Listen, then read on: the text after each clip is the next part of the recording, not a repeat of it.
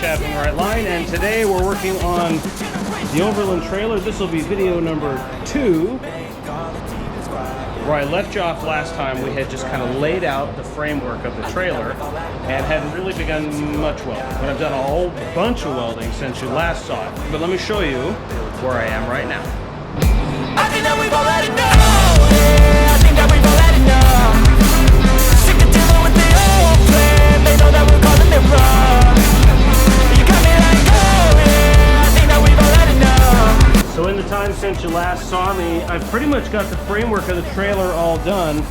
As I mentioned before, it's 4 feet wide by 6 feet long. It's going to have a 3-foot tongue, and I'll go over that in just a second. But since you saw it last, I've added gussets in the main corners here, plus at halfway at this cross member, and underneath this joint here and that main joint right there, I've put 2 large 3/16 fish plates to help support the load across that front beam and the cross member. Framework's looking pretty good. Today we start construction on the tongue. 2 things that were really important about the tongue. Number 1, I wanted to make a removable coupler. Number 1, because, I mean, God forbid this were ever to get damaged, I could replace it easily because it just bolts on. But also, number 2, if I ever decide to upgrade to an articulating off-road hitch, it'll slide right into my receiver tubing right here. The other thing that's important about this tongue, and the thing that really frustrated me most about our camper, was that when the camper was attached to the Jeep, I couldn't open the tailgate. Now, to open the tailgate with the trailer connected, I need 33 inches of space between the front of the box and the tailgate. If the tailgate were right here swinging in like this, of course, if you can imagine that. So, from the box to the end of the tongue, I'm at 36 inches. So that's gonna be perfect. The goal today is to kind of grind some of the paint off the receiver blank, drill some holes in it for rosette welds, weld it onto the tongue back here, cut it off underneath so I can make a receiver blank, bolt on my coupler.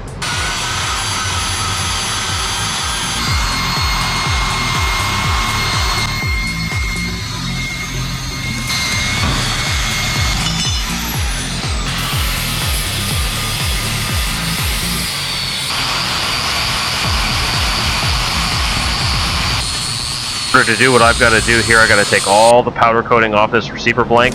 I've got to take some of the powder coating off the inside of the receiver blank. I drilled rosette plug holes here so I can weld it onto the tongue.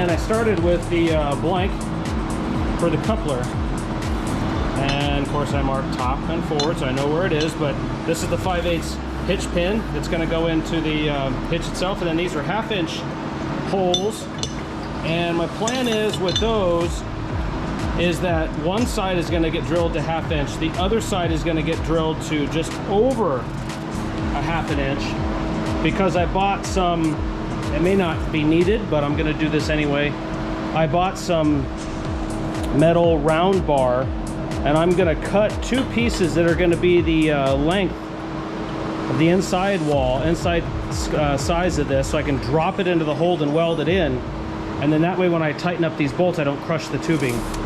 You may be wondering why I've decided to go with a bolt-on coupler, and the reason why was because God forbid I ever have to replace that. I don't want to have to cut off something I've welded on, so I'm going to bolt it on instead. And it might take just a little bit more time, but I think in the long run it'll be well worth it.